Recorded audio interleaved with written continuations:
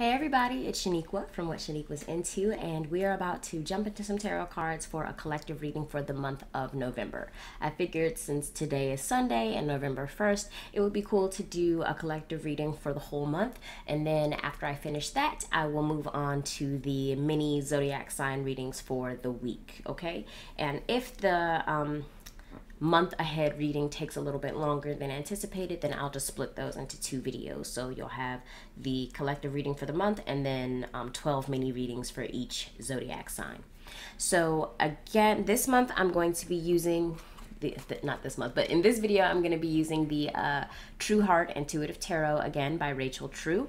And then I may switch to the Sawyer's Path Tarot for the zodiac sign readings. I just got this deck yesterday and it is really fun to read with. So I may switch decks, but I made a new spread for the month of November, and instead of 6 cards like I normally interpret for the week, there are actually 9 positions in this spread, and so I'm going to go through those, and then I may also pull the top and bottom card from the deck if I feel like more information would be helpful. So the positions of the spread are essentially just 9 questions that we're going to use tarot cards to answer. And the first one is, as a collective, what are we leaving behind in October? Second is, what are we bringing forward into November? And then we're asking, what collective lesson are we learning this month? The fourth question is, what theme or energy will be strengthened this month? And then fifth, what theme or energy will be weakened this month?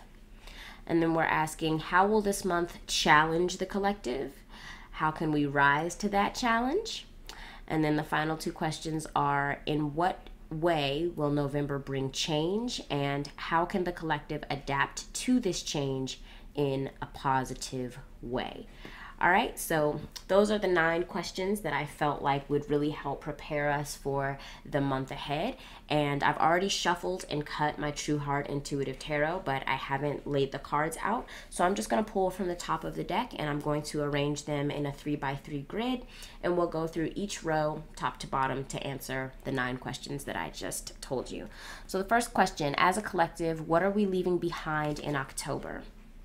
We're leaving behind the High Priestess. So that could be a good thing or a bad thing. I think it depends on what cards are around it once the whole spread is filled out. But the High Priestess makes me think that a lot of us who have been silent or biting our tongue or focusing recent times on research and gaining an understanding are going to start being more vocal and seen with what they've learned and the changes that they want to start enacting. So we'll see how that energy kind of gets flavored by the cards that come around the High Priestess. But as a collective, we're leaving behind this sort of standing in the background, quiet energy that she can sometimes indicate. What are we bringing forward into November? Ooh, Ace of Pentacles. So this is planting seeds to bring to fruition. This is tending the soil. This is looking at your environment and what circumstances your ideas and goals have to grow in. Are those circumstances favorable or not? And it's really working with intention to see something tangible manifest. So that's really good. What collective lesson are we learning this month? King of Wands. Okay. So that is a really inspiring card. King of Wands often indicates someone who has a lot of charisma, someone who's very magnetic, ends up drawing people to him or herself that are uniquely suited to help them accomplish their goals or realize their vision. So a really good people person. I feel like we're learning in November how to choose wisely who leads us and how to lead ethically and morally if we fall into positions of leadership. And there's already been work done in the month of October trying to make tangible, healthy, positive changes for the collective. That's why the Ace of Pentacles, or Ace of Discs, as it's called in this deck, is what we're bringing forward. All right, fourth question is, what theme or energy will be strengthened this month? So let's see. Ooh, the Star. So that's good. The Star is about understanding your place in the universe, understanding how connected you are to everything, and also a sense of renewal of faith and healing, and honestly a sense of calm after the storm. A moment when you're able to get centered and grounded after going through a lot of difficulty. In last week's collective reading, I applied the tarot cards that we pulled to the current political times that we're in, and I feel like once Trump is out of office, there's going to be space opened up for a lot of like this just kind of feels like that, like a sigh of relief when you didn't even realize you were holding your breath. So I feel like the change in administration, which, I mean, as I'm recording this, it's Sunday, November 1st, and I believe the electoral count right now is Biden has 335 and Trump has, I want to say, 205. And in order to become president, you have to have 270 electoral votes. So Biden has already crossed and well past that threshold, and Trump would still need to gain another 65 electoral votes, and then even then, the polling does not show that that's very likely. So just like I predicted last week, I don't think that Trump is going to be reelected. We're moving into a Biden administration, and for all of his faults, I think that being a very status quo politician is going to offer some healing energy for the collective, because we've just been living under such chaotic dictatorship up to this point. So the Star is a really encouraging card to get here as the energy being strengthened. We're remembering how connected we all are to each other. You know, like, people like to, I shouldn't say like to, it's natural to engage in tribalism, and to other folks that are not a part of our own groups. But the thing is, we all live in a global community. Even with, you know, cultural differences, we are all connected, and we all have effects on each other. And I feel like a status quo normal politician is going to help us remember that. So what theme or energy will be weakened this month? Four of Wands. That's interesting. So Four of Wands normally makes me think of celebrating some milestone that has been crossed. So this could be landing a new job, this could be getting married, this could be buying your first home, it could be starting school, but it's normally some sort of mile marker in life that is worth celebrating. And as the theme or energy that November is weakening, I feel like this is just saying that as a collective, we're remembering how to calm down and sort of like, I'm hearing the phrase like work with your head down, if that makes sense. We've been through a lot in 2020 and it's not over yet.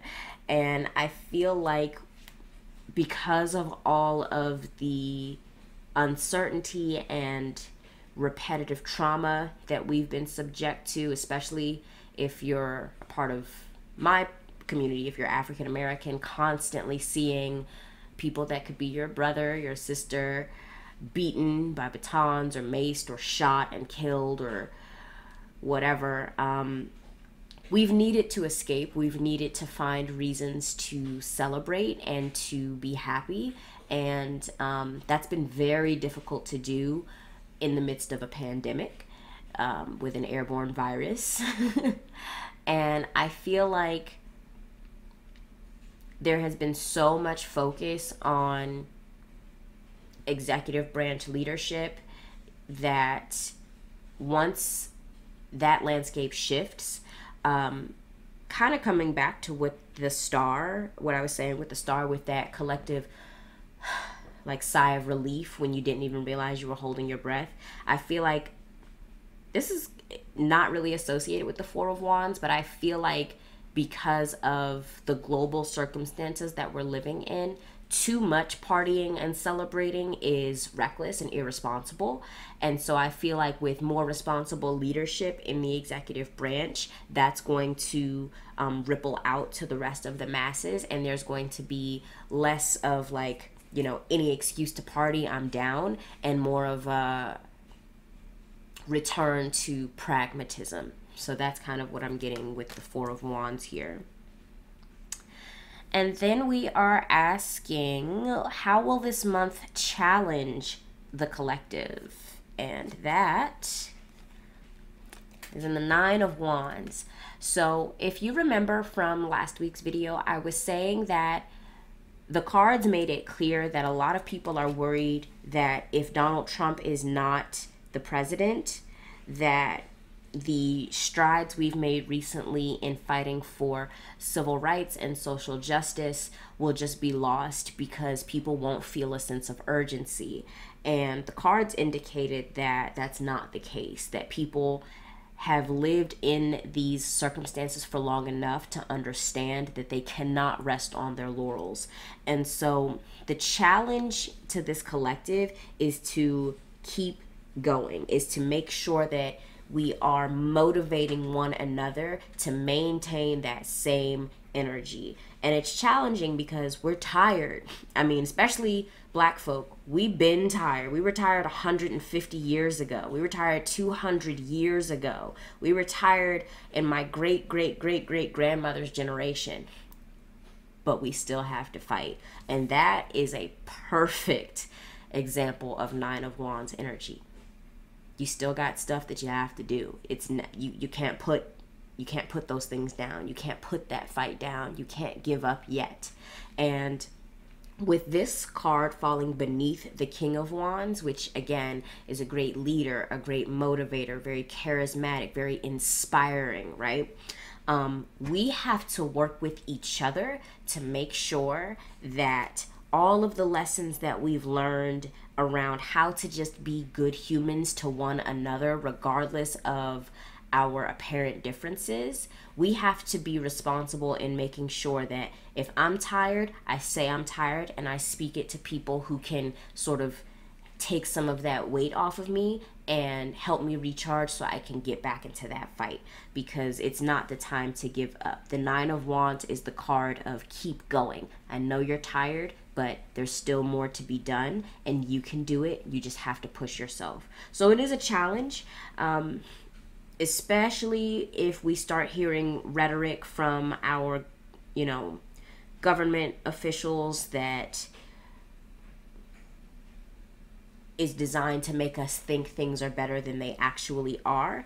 It's our job as smart, you know, empathetic, conscious individuals to, excuse me, look beyond the messages that the powers that be are presenting to us and look at the reality of ourselves and our neighbors and our loved ones and say, no, there's still more work to be done, regardless of how tired I am, because putting it all on the political sector is never going to work, never has worked, and I am still dedicated to seeing that future manifest, not just for me and mine, but for everyone. So keep that in mind. Next up, we have how can we rise to that challenge? And we have Seven of Cups. So that tells me that there's a need for direction and decisiveness, because the Seven of Cups indicates having lots of options and lots of different things to think about, but they're not all equal. It's not shown in the depiction in the True Heart Tarot. There's 2 houses, 3 cups that have gems, and 2 cups that have like pearl necklaces on them. So the way they're depicted on this card, they look kind of even. But if you look at the Rider-Waite-Smith Seven of Cups, you'll see one of the cups has a skull on it. One of the cups has like it could be a little demon, like a little red creature kind of crawling out of it. One of the cups has a dragon, and then there's a castle, and there's a pile of jewels, and there's a woman popping out of one of them.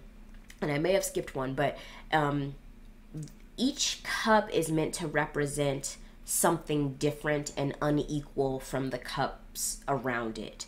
And so the card comes up when we have myriad choices, but only some of them positive. And it takes discernment and focus and concentration in order to sort of see through the illusion of abundant choice and recognize that, you know,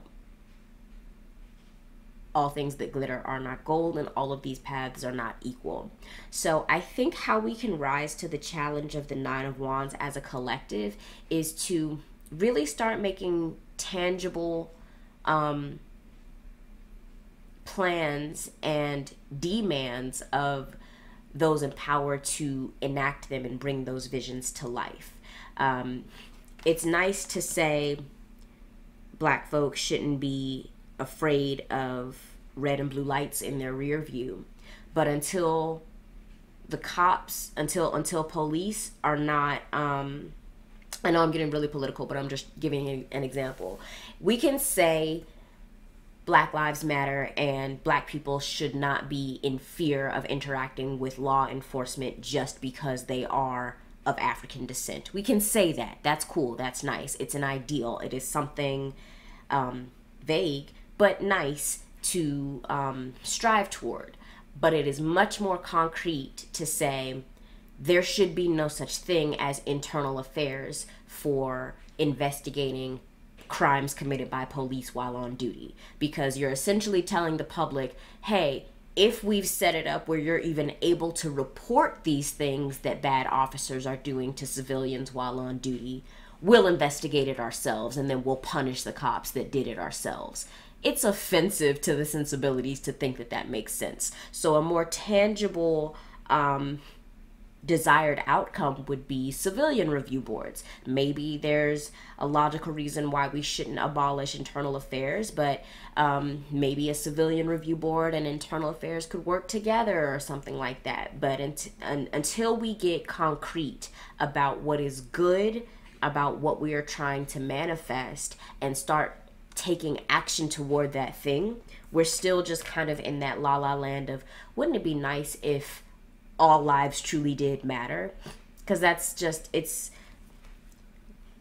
living in the clouds. You know, there's a reason that these cups are floating above the figure looking at them, because it's a very fantastic, you know, fantasy type of energy with the Seven of Cups. So we can rise to that drained, tired of fighting, but have to keep going challenge of the Nine of Wands by getting ultra clear on where indeed we are going and what we expect to happen when we get there and who we're holding accountable along the way. So leaving behind nice, happy platitudes in favor of concrete outcomes and steps to get there is what is going to help us rise to that challenge. So in what way will November bring change? We've talked about a lot of change so far, but let's see. All right, so we've got the Queen of Swords, and I feel like this is coming right back to the High Priestess as the very first card that we pulled, answering what are we leaving behind. And remember, I was saying I feel like a lot of us are going to realize how to speak up and how to use our voice to effectively communicate what we have been learning recently about how to be good people to those in our groups and out of them.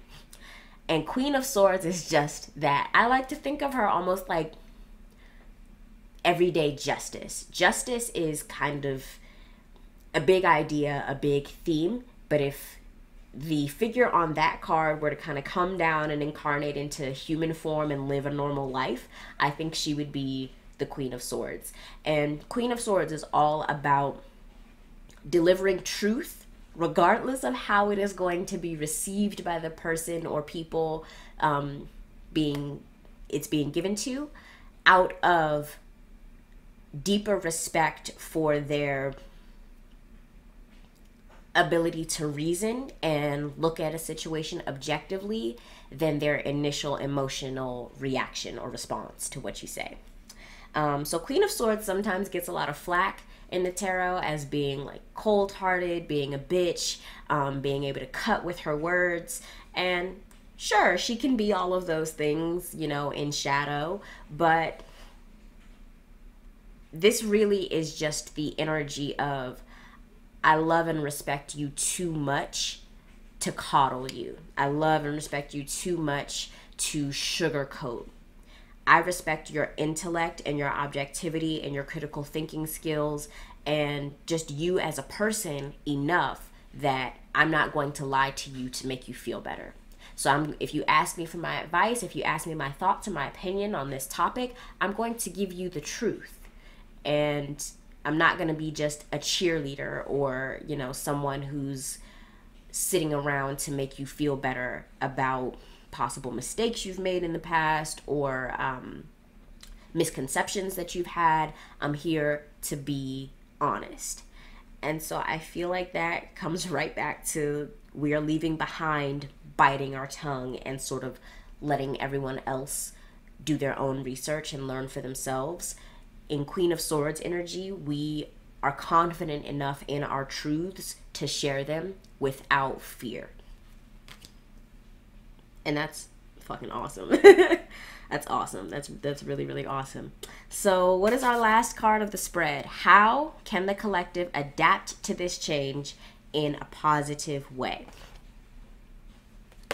And we got another queen. We got the Queen of Discs or Pentacles. And it's kind of funny. I was just comparing Queen of Swords to being like a mini everyday version of the Justice card. And I think of Queen of Pentacles as a mini everyday version of the Empress. Less about creation and more about managing resources in a really beautiful, comforting way. Queen of Pentacles, Queen of Discs energy is very, very responsible. Like, this is the fit yoga mom that does like 3-mile runs 3 times a week, and her kids are always perfectly groomed and they're always eating really healthy meals, and her checkbook is perfectly balanced, and she always shows up 5 minutes early, and she meditates. And like, when I see Queen of Pentacles, I just think a really beautiful, fabulous woman who's got her shit together and is really able to embody that love of luxury, tempered by responsibility for everyone else around her. And so I feel like it's really interesting to see Queen of Discs answer the question of how we can adapt to Queen of Swords, because discs and swords, or pentacles and swords, are opposite. Pentacles are earth and swords are air, and so their energies normally are like enemies. They repel each other. But I see Queen of Pentacles essentially saying, make your environment receptive to truth. And that's going to manifest differently for everybody. And it's very esoteric and kind of vague. But if you think about it, if you're like, let's just take the example of like a bedroom, right? If you walk into your bedroom and your bed is made and your floor is clear, let's say you have a desk in your room like me, and your desk is clear and nothing is out of place, you feel calm and you're able to focus and relaxed. It feels like the environment is fostering a healthy mind.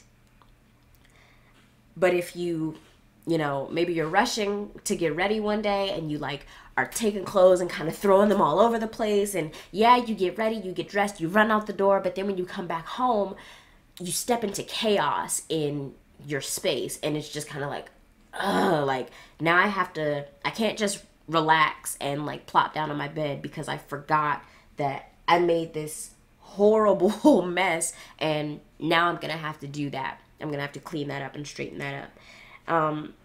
There's a similar energy for clarity of thought and focus being reflected in your environment, as there is for truth and honesty and integrity, like the Queen of Swords represents.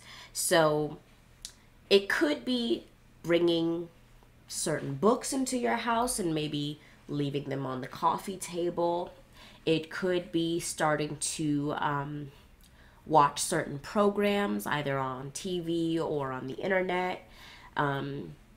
It could even be shifting the foods that you and your family eat to ones that have a higher vibration and help to foster clarity of thought. But I feel like because Queen of Discs really is about embodiment, I feel like this is saying we can make that shift from the intellectual honoring of truth to the lived honoring of truth. And we can do that by doing little things to make our environment and the people that we share our environments with more receptive to all of the empathy expanding lessons and experiences that we've had as a collective recently. So overall, I feel like in November, there's going to be less, people are going to look for excuses to party, celebrate, and forget the times that we live in. People are going to do that a lot less. People who have been researching and practicing being mindful and open-minded and looking at their own triggers and things like that are going to be able to start speaking about those lessons and experiences more, and therefore spreading those lessons and experiences, which we desperately need right now. Many people who've been on the front lines being activists, doing demonstrations, organizing, getting groups together are tired, tired, but I feel like new recruits, more people are flocking and being drawn to the cause of social justice, and so there will be like-minded individuals there to help carry that weight and shift it so that it's not resting squarely on the shoulders of those who have been on the front lines so far. I'm seeing a sharing of responsibility among the collective, a real focusing of energy, almost like a laser, in order to create really tangible change, very specific change. Because remember, with the Seven of Cups, we need to move away from vague ideas into very, very specific, concrete ideas that we can test and plan for and start making strides toward. But overall, I do feel like November is bringing in good energy this month, good energy for leadership, for honesty, for integrity, for growth. And there's really not anything, nothing too heavy that I'm seeing here. I mean, I would say some folks are probably going to be annoyed at that Four of Wands, that because I can tell you, even though we're supposed to be like only going out if you're out of groceries in the house and all that other stuff, people have still been throwing parties, like birthday parties or just parties just cuz and everything. Like, people have still been doing that, and I feel like, again, this month, because we are officially going to change administrations, there's going to be more emphasis on social responsibility and less on justified selfishness or overemphasis on individual wants. And so there's going to be less partying, but I don't think that that's necessarily a bad thing when we're still living through an airborne pandemic. So that's what I have for the month of November. Let's see what our context is. Our context is Four of Cups. So this month is showing us situations and structures that have already been around, that the chaos that we've been living through have forced us to turn away from. And it's going to just kind of, again, give that breath of fresh air and renewed clarity of vision so that we can actually see, oh wait, we weren't just limited to XYZ. Like, we actually have this blessing here that we can expand on. My nose is getting stuffed, so I apologize if you can hear that. And our deeper lesson is the Five of Swords. Okay. So we really have to be careful about self-defeat in the month of November, but as a collective. So self-defeat as a collective, what does that look like? Where it's falling in this grid, it's right next to that Nine of Wands. And we can defeat ourselves again by resting on our laurels, by thinking that politicians and government officials are going to fix our problems, by thinking that we've done enough, and by thinking that we can't operate, by thinking that we can't push our elected officials to act in accordance with our collective morality and ethics. Thinking that we can't is going to stop us from taking action to try. And when you don't try, you don't do. So we really, really, really have to remember that just because there isn't an overt monster in the White House, that doesn't mean that we don't have work to do. The work could be having a difficult conversation with your grandfather. The work could be choosing not to patronize a store that you know is owned by a virulent racist because you have to travel 15 minutes further to get to the next store. The work could be starting a blog. The work could be joining an organization that is focused on social justice.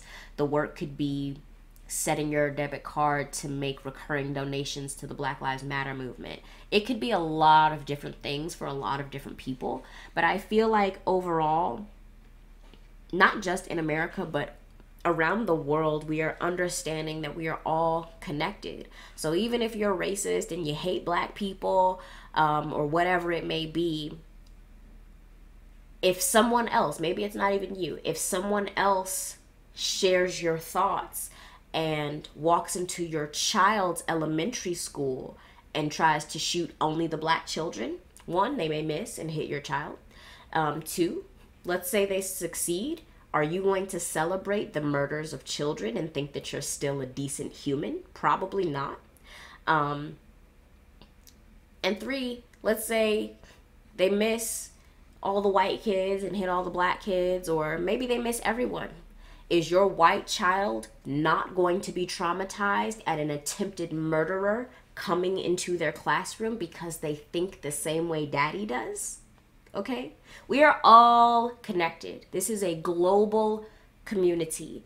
And while I am not trying to erase or diminish the distinct bits of cultural identity that divide us into separate groups, those groups are subgroups within the human race. And so we have to remember that you can apparently win while making it so that you lose. If you have to sacrifice so much of what you know is ethical and moral and just plain right in order to win, you've lost, okay? So going back to the racist example, you may successfully program your child to think like you and hate folks based on how much melanin or pigment is in their epidermis, but the world is moving far away from that type of thinking being acceptable. And so, yeah, you might successfully turn your kid into a racist, but how difficult are you then making their life should they choose to expand their circle beyond your small one? you know. So I'm going to get off my soapbox because obviously my mind is preoccupied with the social climate of the world that we're living in, and doing a collective reading for the month ahead has really brought a lot of those themes up.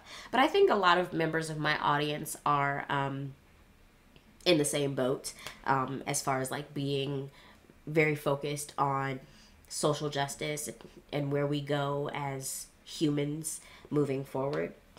So think about those things, and if this reading resonated or gave you something to think about or entertained you in any way, definitely let me know. Leave me a like on Facebook, leave me a comment. I said on Facebook, leave me a like on YouTube. Leave me some comments.